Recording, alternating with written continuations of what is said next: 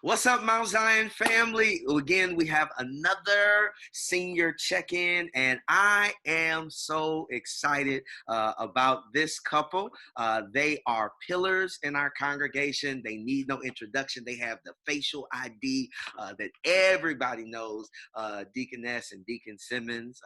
And, Deaconess Simmons has been a part of our family for so long.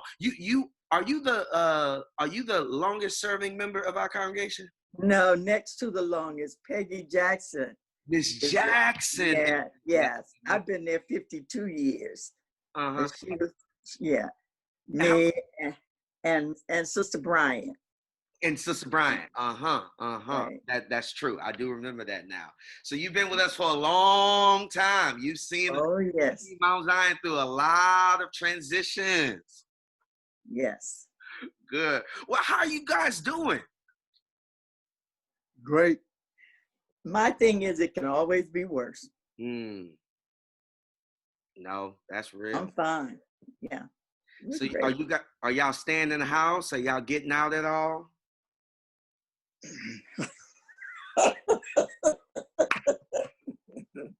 What's going on, D? Tell me about it. Well, I just have to stay in tune with the world, I cannot let my light shine here at the house.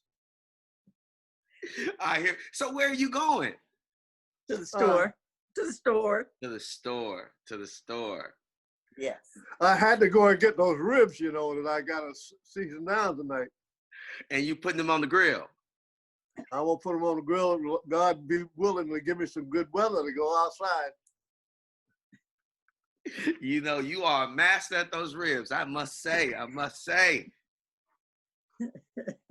I'm glad you're I'll not talk to the pot when I put them on. Put your name on a piece. I'm taking them. Quarantine can't keep me away from them ribs now.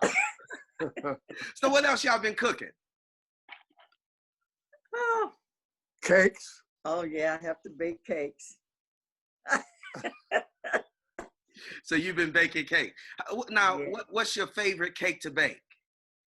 Well, everybody want my lemon pound cake. I do like lemon pound cake. I do a pretty good Jewish apple cake. Really? Now, I'm generally a brownie person, but I do like lemon pound cake, though. I do like it. Yeah. And so, now, how often have you been baking? Well, when Dave Hamlin was here, I had to bake him one, so he could go back. Right. And come again. I'm supposed to bake him two. So, and I have to bake one for the house. So, I've made about 3 since I've been inside. Understood. Well, it looks like Miss Esther's logging in on your time. I think she's logging in a little early. Oh. But it's Miss Esther, so we let her, she can do what she wants to do. Of course. So, okay. So what has been the most difficult part about being in quarantine for you guys? With me, it's just having the freedom to go whenever you choose to. Now, when you think of something you would like to go and do, you start to think, well, okay, is this necessary? And you have to quarantine yourself and control yourself to cut back on that free will, obeying to that free will. Yeah, I understand that. What do you miss most about being able to go into the world as you freely can? I guess it's just the freedom to do so if you wish to. Yeah. Well, I'm fine. I've been so busy, but since I've been quarantined, I'm just here. So you're finally getting a chance to relax. Suffering. Yes, and suffering with the pain, but I still, yeah. I hear you. How about on the plus side? Say it again. How about on the plus side of being quarantined? What is the plus side of being quarantined? Well, one thing I can speak for myself, it has given me more time, or forced more time onto me to think about me, to review my history, to review my actions, to evaluate those things that I did do and those things I should have done.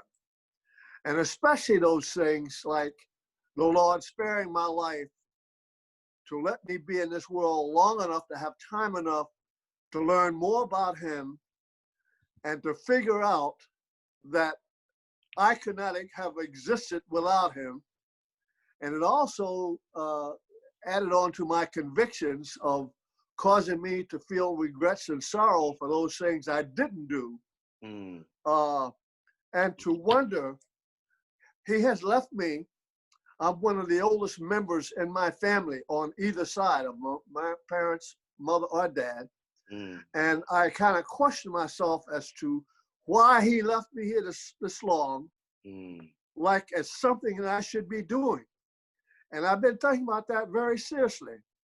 And one of the things that has come to fruition in my mind is that I've talked to some of my fellow brothers, my fellow deacons, and it has given me the spirit to want to see us come together in a more close-like manner as we was at one time, back before Pastor Sanders left Mount Zion. And my personal feeling is that he didn't do the men that much good, or more harm than good. And I know we lost something from the way we used to have men's. We had 19 people that would show up on a regular basis for men's ministry. And that kind of went by the wayside. I think I know why, and I can't do anything about that but pray. Yeah. But I've been trying, especially of late, since this quarantine especially, to spend some time thinking about that and talking to some of my other fellow deacons about it. So what we can do to generate this feeling we had then of brotherhood and of making accomplishments. It was to a point where we would come together at our meeting, we decide we're going to do something, we put our minds to it, go ahead and do it. Like the car washes and the fish fries, and have meetings for inviting. We had started inviting other churches to come in on our meetings. And that kind of went by the wayside, and to my sorrow, my sadness. Yeah. And I want to get back to that. I want to get back to that real bad. Yes, sir. Well, we're gonna keep trying it during quarantine and beyond quarantine. It's been good to see the men getting together on the Mondays for Man Cave Mondays, and you all have been having some good conversation. We're gonna have to get you to lead one of those real soon. We need you to give the lesson at one of those. Well, what we know you can teach. We know you can teach. Yeah. What I call Brother Rick. And because from what my understanding is, he's one of the forerunners of this man cave thing. Yeah. And I suggested him, matter of fact, earlier this week, I called him up and I suggested him that we do something we had started to do way back when we were meeting in the men's ministry.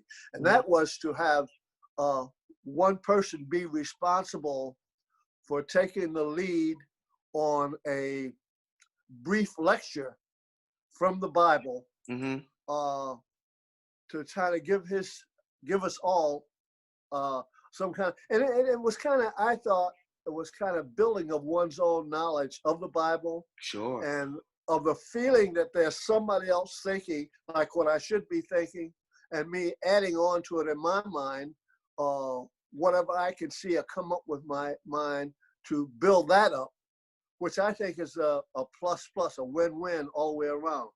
I understand. I feel you. And he said we was going to think about it. I hope. We'll make it happen. We'll make it happen. Well, Deaconess Simmons, we're gonna give you the last word. Give a word of encouragement to your Mount Zion family. Just don't let go. Keep holding on to God's hand and thank him for the good as well as the bad. That's it. I love it. Deaconess Simmons, thank you so much for letting us check in today. I know your family, your church family is going to love hearing from the two of you in this way. Okay. Have a blessed day, Pastor. You do the same. Okay. All righty.